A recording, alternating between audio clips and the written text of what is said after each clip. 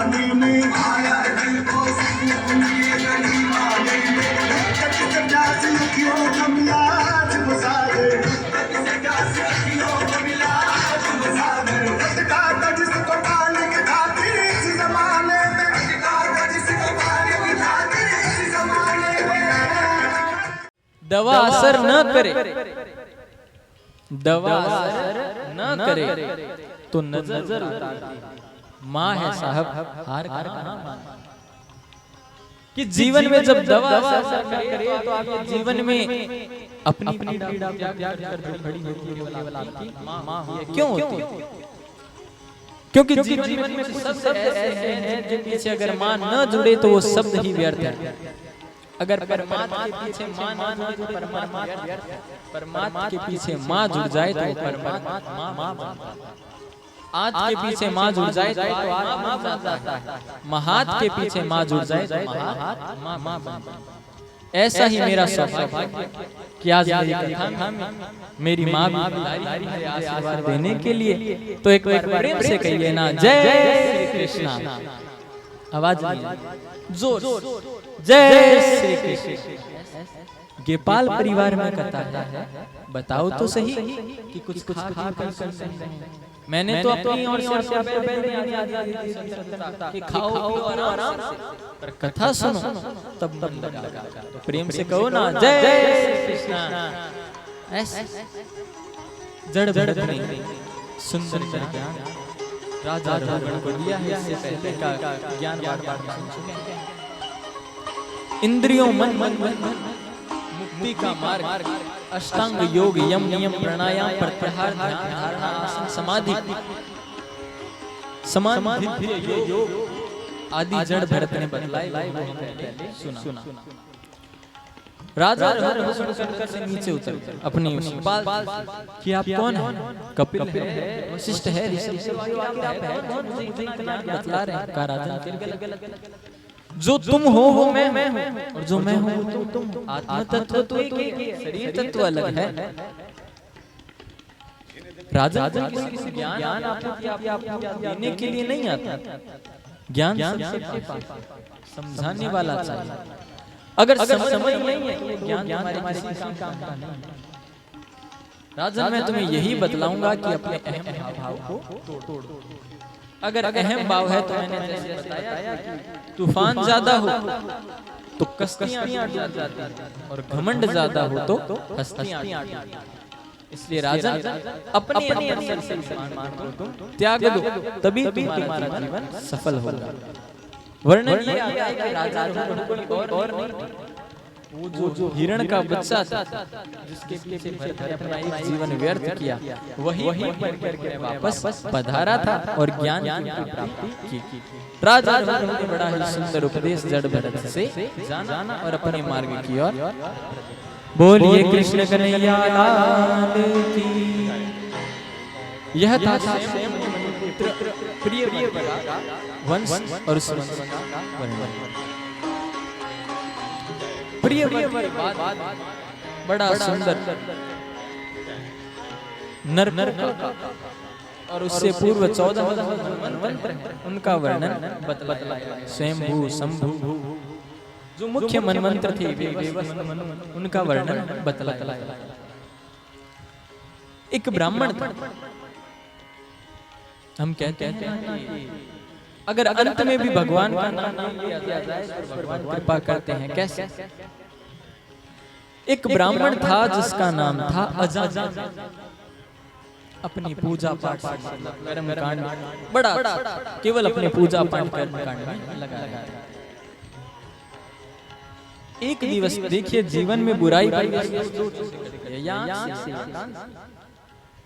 अजामिल एक उद्यान से पार्क के बीच से जा रहा था। उसने एक वेश्या को एक पुरुष का संग करते हुए वहां देख लिया। अब उसके मन में इच्छा हो तो उस वेश्या के पास गया और कहा क्या तुम मुझसे विवाह करोगे? वेश्या को विवाह कहने वाला कोई पुरुष मिला तो उसने सहज ही स्वीकार कर और उसको अपनी भार्या पत्नी अर्धांगिनी बनाकर अब पंडित जी के खर्चे से पंडित जी के खर्चे से उसके खर्चे कहाँ चल तो धीरे धीरे अजामिल ने अपने पिताजी से दूर होते होते चोरी कर ली। चोरी से तो डकैत यहाँ डाला। अब अजामिल पंडित नहीं, अजामिल डाकू बन गया। रात को माथे पर काली पट्टी बांध कर लोग डर के अपना दरवाजा बंद कर लेते। अजामिल आया। आज कुछ ब्राह्मणों की टोली चतुर्मास करने अजामिल के गांव से निकल रही थी। श्री कृष्ण गोविंद का कीर्तन के बीच में उनसे रात पड़ गई। तो किसी से पूछा कि भाई यहाँ कोई पंजी का घर है जो हम अपनी रात व्यतीत कर ले। तो देखिए जहाँ पर भक्ति का मार्ग होता है वहाँ अक्सर बाधा आती है। अच्छे काम होंगे तो वहाँ छेड़खानी करने वाले भी होंगे। तो उसने कहा अरे बिल्कुल सही जगह आए और मन से कि ऐसे भक्त का घर बताऊंगा कि तुम्हारी पूरी सेवा करे। कहा अरे हमारे ब्राह्मण है, बहुत बड़ा भक्त है, बहुत साधु संतों की करता है, आपको दक्षिणा भी देगा। कहा अच्छा कि ठीक है चलो। आया अजामिल के घर आकर दरवाजा खटखटाया कि अरे अजामिल पंडित बाहर आ। अंदर से कहा देवी हमें किसी ने बतलाया कि तुम्हारे पति बहुत बड़े तो आज यही आवाज करेंगे। कहा आपको जिसने भी बताया है गलत। मेरे पति कोई नहीं, यहाँ के सबसे बड़े डकैत है। और मैं आपको भोजन के लिए पूछ ही नहीं सकती, मेरा दुर्भाग्य है क्योंकि मेरी माँ ने कहा कि संत से मत मेरे ऐसे मैं आपको भोजन का नहीं बोल सकती, पर हाँ आपको मैं सूखी सामग्री दे देती हूँ, आप भोजन बना लीजिए। ये देवी बिल्कुल ठीक है, सूखी सामग्री हमें दे दो, भोजन बना ले। संतों को सूखी सामग्री दी, उन्होंने प्रसाद बनाया। अब संत जैसे ही भोग पाने लगे, पहला ग्रास अपने हाथ में लिया। सो ही उनके महामंडलेश्वर जो संत थे उनकी आंखों से आंसू झरने कि मैंने इनके घर का अन्न खाया, अब इनका न करो तो गलत। सुबह 4:30 बजे नित्य क्रम से निवृत्त होकर वो तैयार हो। इतने में अजामिल आया। अगर कौन हो तुम और यहाँ क्या कर रहे? निकलो।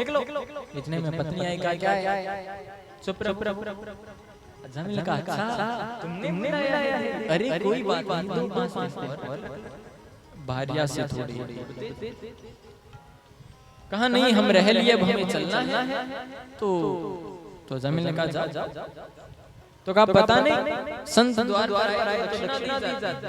कहा ये तुम्हारे लोहे, तुम्हारे लकड़ी, तुम्हारे कमंडलू, ये तुम्हारे यहाँ पर छोड़कर बनो, आगे चलते बनो। हमने ये यहाँ नहीं रखे, ये हमारी दक्षिणा मान। कहा अरे बेटा लोग पैसे के नाम से डरते हैं दक्षिणा में कि कोई ब्राह्मण संत घर आ गया तो दक्षिणा पैसे क्या दे? लोगों को तो उससे डर लगता है। मैं पैसे नहीं मांगा। 7 संतान है, 8वां तुम्हारी पत्नी के गर्भ में, 8वां जो है उसका नाम नारायण। बस ये दक्षिणा है, कोई नहीं, रख दूंगा। ठीक नाम रख दिया नारायण। अब अजामिल हो गया वृद्ध बूढ़ा। अब शरीर देह इतना काम नहीं करता। तो देखिए कि छोटा बेटा था। सो माता पिता का प्रेम नाराज नहीं, पर सब जगह पिता को प्यारा होता है बड़ा। और कहा जाता है, सुना कि माँ को छोटा प्यारा, देखा नहीं सुना है। और बीच वाले हरी पर अभी समय चल रहा है, छोटे ज्यादा संत बनते हैं। तो संत महात्मा नाम देकर चले गए। अब वो नारायण कर बेटा खाना तो भी अरे नारायण कहाँ? अरे नारायण जल्दी आओ। नारायण घुड़सवारी करे, नारायण पानी पी। हर जबान पे पहले दिन कथा में बताया था कि पहले जान कर अपनी संतान का नाम भगवान के नाम पर रखते हैं। आज सुनते हो बहुत कम रखते हैं, पर बहुत जिसका अर्थ ही नहीं, अर्थ भी ले तो पाप वाले लोगों को नहीं उनको पता था कि ऐसे नाम लेना बुलाएंगे, इसका नाम तो लेंगे, और ये तो भगवान का नाम। और भाव को भाव अलख आलसहु नाम जपत मंगल दिसि दिसि भाव से लो को भाव से लो, नाम तो नाम। तो नारायण नारायण करता अंत समय आया, वृद्ध अपनी अजामिल बाहर आराम से एक कमरे में सोया हुआ था। उसने देखा कि यमराज के गण बात कर रहे हैं कि इसको तो तुम पाक, इसको तो रौरव महारौरव, इसको तो अंतमिस्त्र पता नहीं कौन सा नर मिलेगा। अब वो भयभीत हो गया, नरकों का नाम आदमी बुढ़ापे में नहीं करता कि उसको भगवान का स्मरण करना, उसको लोग आकर डराते हैं। अब बूढ़ा ऊपर जाएगा, अच्छे किए हैं तो अच्छा मिलेगा, बुरा किए हैं तो बुरा मिलेगा, तो वो डर के कारण भगवान को फिर पूजता है। उम्र है, बुढ़ापा है, होने वाला नहीं, मतलब शारीरिक तो कार्य कर नहीं सकता, माला कर सकता है, लेकिन उस माला में भी 10 बार डांटता है, इसमें भी मन नहीं। तो इधर बात सुनकर जोर से दूर अपना बच्चा नारायण खेल रहा, अरे नारायण मुझे आओ, नारायण बचाओ, जल्दी आओ, नारायण रक्षक। बेटा तो आया, भगवान के दूत ऊपर से ले जाने लगे। यम के दूतों ने कहा, अरे आप इन्हें क्यों ले जा रहे? इसने तो ताउम्र बुरे कर लिए, इसका तो सदैव अर्ध कर्म वतस्य देवा वृत्ति एव बंधन स कर्ममानुष्याणाम एव अजामिला। देखिए इसने तो बुरे कर्म किए, अच्छा तो कर्म ही क्या, वैश्या का संग इसने किया, चोरी डकैती झूठ लपलप सब किया इसने सब किया तो है, पर अंत में भगवान का नाम ले लिया। अब आप ये मत सोचना कि हम सारे कर्म कर लेंगे और लास्ट में भगवान का ले लेंगे। उसने जो अंत में नाम लिया, उसने इस स्वर में पुकारा भगवान को कि नारायण मुझे बचाना, तो भगवान के दूत आए। ये नहीं कि बुरे कर्म करते जाएंगे, जाते रहें, नहाते रहें और सोचते रहें बुरे कर्म धुल गए। गंगा ऐसे बुरे कर्म सभी को अपने कर्म पता है, यूं ही गंगा किनारे भीड़ नहीं लगती। सबसे ज्यादा अपने कर्म सबको पता है कि अंदर हम कैसे हैं, इसलिए दूसरे तीर्थों पर भीड़ होना होगा, गंगा के किनारे सबसे ज्यादा भीड़। सब जाते हैं पाप धोने, फिर हर गंगे और बोलते ना कैसे सोचते हैं अब तो सब पाप धुल गए, पर उस दिन तो धुल जाएंगे, अगले दिन से वही कर्म करोगे तो पाप आपके धुलेंगे नहीं। यह कलयुग का पुण्य प्रताप, मानुष पुण्य हो नहीं पाप तो आपको करने पड़ते हैं, पर पुण्य आपको सोचने मात्र से हो जाता है। तो प्रेम से बोलिए ना, जय श्री कृष्ण। अजामिल ने अंत में भगवान का नाम लिया। अजामिल को यम और विष्णु के पार्षद वैसे ही छोड़कर चल। अजामिल ने कहा, अंत में भगवान का नाम बच गया। अजामिल ने वन किया और गमन किया और भगवान का स्मरण किया और अपने को यम के दूत ऊपर चढ़ गए, भगवान को चारा ले आ गया, हमारा तो कोई वर्चस्व ही नहीं रहा। उनका अगर यहाँ नाम ले दिया तो कैसे लोग स्वर्ग के भागी जाएंगे। उनके नाम में इतनी सार्थकता है, उनके नाम में इतनी और सुंदर रूप से अजामिल अंत समय में भगवान का नाम करके परमात्मा लोगों को प्राप्त करता है। फिर दक्ष प्रजेताओं की कथा है, जिनके 1000 पुत्रों को नारद उपदेश देकर वन की ओर गमन कर देता है। वो नारद श्राप हैं कि ताऊ तू ऐसे तेरा विवाह नहीं। इसके बाद सुंदर वर्णन आता है कि एक बार गलती से देखिए गुरु बड़ा प्रकार से प्रकाश में ले जाए वो गुरु। जीवन में सागर को पार करने के लिए नाव है माता पिता, मल्लाह रूपी दोनों हाथ है। अगर वो ना हो तो आप पार नहीं। तो गुरु, अब गुरु ने जीवन में व्यक्ति को देखिए, गुरु हर शिक्षा देना चाहेगा कि मैं शिष्य को अच्छा अधिकारी बनाऊं, पर गुरु भी तो चाहेगा ना कि शिष्य भी वैसा ही प्राप्त हो। तो आज बृहस्पति देवताओं के गुरु हैं।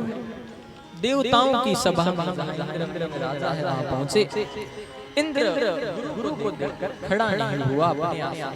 गुरु को बुरा लगा और वो पीछे से लौटकर चले। इंद्र ने दूसरा बना लिया और दूसरा गुरु बना उससे शिक्षा प्राप्त करने लगा। उसके तीन मुख। उसका नाम था विश्वरूप, त्वष्टा मुनि का पुत्र था। एक से मदिरा पान, एक से सुरापान और सोमरस को पिया। इंद्र तलवार सीख रहा था, गलती से उसकी हत्या हो। गौर से सुनिएगा, गलती से उसकी हत्या हो। इंद्र को लग गया ब्रह्म हत्या का दोष। अब ब्रह्म हत्या का दोष कहाँ? तो सबसे पहले इंद्र सबके पास पृथ्वी के पास, पृथ्वी से कहा मुझे ये दोष है।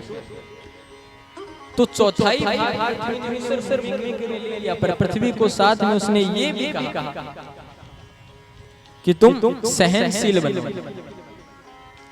यह दिया पृथ्वी को ब्रह्म हत्या का दोष दिया कि ऊसर भूमि जहां पर खेती और नहीं होती, पर पृथ्वी को ये उसने गुण दे दिया कि तुम सहनशील। दूसरा गया जल के पास, जल से जाकर कहा मेरा चौथाई भाग तुम ले। तो जल नहीं, वर्तस्य जल अनयन, कि जल में जो बुलबुले पानी को रख दें तो कुछ से कुछ समय बाद उसमें बुलबुले बन जाता है, वो जल की ब्रह्म हत्या का दोष है। पर जल को यह वचन भी दिया कि सदैव शीतल रहो, तुम अपनी अवस्था में पुनः लौटोगे। अगर सूरज है तो तुम गर्म और जैसे जैसे साय होगी वापस अपनी अवस्था में लौट आओगे और हर अवस्था में ढल। तीसरा पेड़ों के पास, पेड़ों से जाकर उनको तो अगर हम पेड़ को हाथ लगाए दें या तोड़े तो उसमें से सफेद पदार्थ वो होता है उनका दो। पर पेड़ों को उसने यह उसके साथ में उसके कारण कहा कि अगर तुम्हारे ऊपर तुम एक बार परिवर्तन तो लाओगे, परंतु वापस ऋतु के अनुसार वैसे हो जाओगे। यह पेड़ों को नहीं, स्त्रियों को जीवन में आया तो स्त्रियों ने कहा कि अर्ध भाग हम लेंगे, चौथाई भाग हम लेंगे। तो स्त्रियों में वह दोष मासिक धर्म के रूप में दिखाई देता है। जब उन्हें पूजा पाठ से दूर रखा जाता है, वो 7 में दोष दिखाई देता है। पर उनके कारण कि तुम भी पृथ्वी के समान सहनशील बनो, ये तुम्हारा इसके बदले में मैं तुम्हें वचन देता हूं। ब्रह्म हत्या का सुतर गया। पुनः इंद्र अपनी राजा पर आ गया। फिर से वही पाप कर्म उसकी जो अपनी आदतें थी उनसे वो दूर ना हो सके। इंद्र राजा तो था, पर इंद्र की आदत क्या थी कि वो गलती के पहले तो पश्चाताप कर लेता, दूसरा माफी मांगता। इसलिए इंद्र की हर गलती बड़ी से बड़ी। नंबर 1 वो पश्चाताप, गलती का पता लगता, और नंबर 2 वो माफी मांगता। इसलिए इंद्र की हर माफी, जबकि इंद्र ने जितनी गलतियां की और किसी ने नहीं। और दूसरा वह अदिति का पुत्र कश्यप ने पहले ही उसे वचन दिया था हमारे देव जन्मेगा, सबका राजा भी वह बनेगा, और उसके कर्म गलत होंगे इसलिए उसको गलतियां माफी पड़ेगी। यह पहले से तय। ये तो मामला हो गया, परंतु पिता को त्वष्टा मुनि ने कहा मेरे पुत्र को ऐसे मार। तो यज्ञ से एक असुर को उत्पन्न किया जिसका नाम था वत्रासुर। गया इंद्र को सीधे उठा नीचे बैठा और खुद उसके ऊपर बैठ सभी को उसने परास्त कर। अब इंद्र मारा फिरे इधर उधर। तो पुत्र के जीवन में जब दुख आता है तो सबसे पहले दुखी कौन होता है? माँ। तो अदिति को दुख हुआ तो कहने लगी कहा कुछ तो करो। बताया कश्यप, तो कश्यप ने कहा विचार करें। अब वह बेचारा भगवान ने आकर अदिति से यह वचन दिया और उन सभी को बतलाया कि जाओ दधीचि ऋषि के पास जाओ, उनकी हड्डियों से जो वज्र बनेगा उससे इसका उद्धार होगा। ठीक है। दधीचि जी ने अपनी जो गाय थी काम उससे अपने शरीर को चढ़ाया और इससे जो हड्डियां निकली उनसे वह वज्र बना, उनसे वह वज्र बना और एक जो बचा वज्र उससे धनुष का निर्माण, उससे लाकर के इंद्र ने वज्रास्त्र का उद्धार किया। परीक्षित ने कहा क्यों इतना पराक्रम लेके उत्पन्न हुआ कि ऋषि की हड्डियों से उद्धार भला क्यों?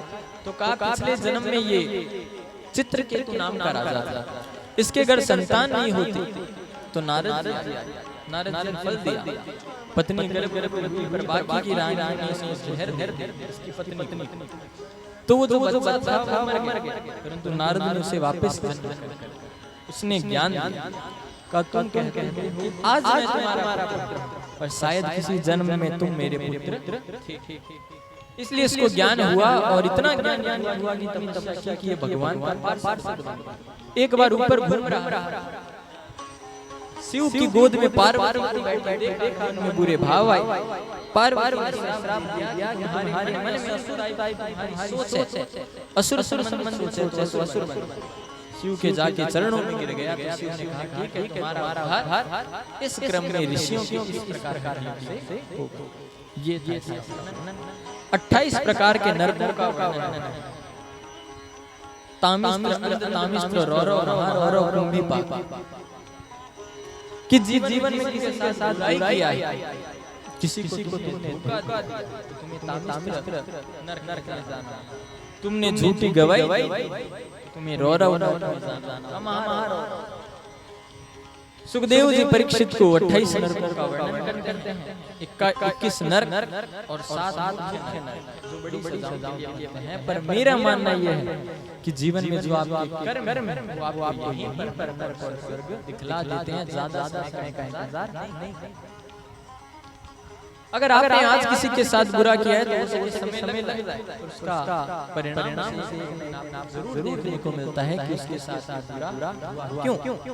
क्योंकि भगवान देर है पर अंधेर नहीं। प्रेम से कहिए ना जय। इन सभी का सुंदर वर्णन है, इन कथाओं का वर्णन करते आइए हम भागवत जी के अष्टम स्कंद में प्रवेश करते हैं। बोलिए कृष्ण कन्हैया लाल की। कि मनुष्य भगवान का भजन तो करता है, जरूर करता है, पर कब करता है? जब जीवन में दुख आता है, दुख में सुमिरन सब करे, सुख में करे ना कोई, और जे सुख में सुमिरन करे। इसीलिए तो कुंती ने कहा था कि सुख के माथे सिल पड़े जो हरि हृदय से जाए, और बलिहारी व दुख की जो पल पल हरि नाम विपदो नेव विपदः संपदो नेव संपद विपद विस्मृति नारायण संपदा स्मृति नारायण एव कि दुख और सुख नहीं है, नारायण को भूल जाना है और सुख से याद। कह हनुमंत विपति प्रभु सोई जब तब भजन न सुमिरन। अगर रोज कोई भजन करने वाला है, सुमिरन करने वाला है, जब तक उसकी माला नहीं होगी उसका मन नहीं लगेगा। तो त्रिकुट एक पर्वत है, मंदराचल पर्वत की श्रेणियों में त्रिकुट नाम पर्वत है। पर्वत का नाम त्रिकुट नहीं है, पर 3 पर्वत आपस में मिलते हैं, उसका नाम था त्रिकुट। वहां पर एक हाथी रहता था, गज। वही अपने ऊपर बड़ा मान, मुझ में 10,000 हाथियों की शक्ति है। उसकी 110 पत्नियां और 150 एक साथ रहते थे। उसको अभिमान था कि मेरे कुछ होगा तो पहले तो मैं ही कहीं हारूंगा, फिर 100 पत्नियां 150 पुत्र। जब निकलता तो टेढ़ी आंखें, किसी को कोई दुख तो नहीं है, मेरे राज्य में अगर किसी को कोई दुख हो तो मुझे बता दिया, दुखी मत होना। आज वो गया जल में स्नान क्रीड़ा कर रहा था, जल कीड़ा अपनी सूंड भर कर बच्चों पर बच्चे भर कर माँ पे पानी फेंके, इससे वरुण देवता का अपमान हुआ। तो वरुण देवता का मान खेलने से उसका देखिए इस पर पहला तो वरुण देवता का अपमान हो गया, और दूसरा अपनी बच्चों के साथ खुले में स्नान कर रहा था। तो अंदर ही अंदर किसी मगरमच्छ का पैर पकड़, गज ने सोचा कोई छोटा होगा चलेगा, गजराज का पैर है छोड़ देगा। पर कुछ समय बाद उसे यूं लगा कि उसकी शक्ति छीन हो, इम्यूनिटी कम हो।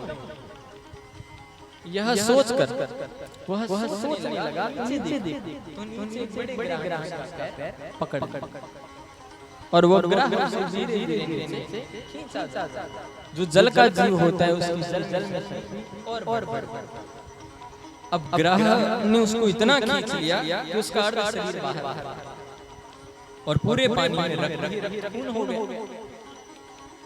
तो पत्नी से बोला कि निकालो, तो उन्होंने सूंड में डाल खींचना शुरू कर दिया। कई समय तक खींचा पर पार नहीं। बच्चों ने सूंड निकाली और कहा हम अपना आप और नहीं कर सकते। बस सोचने लगा कि जिनके लिए मैंने अपना जीवन राज्य साम्राज्य स्थापित किया वो मुझे आज छोड़कर चले गए।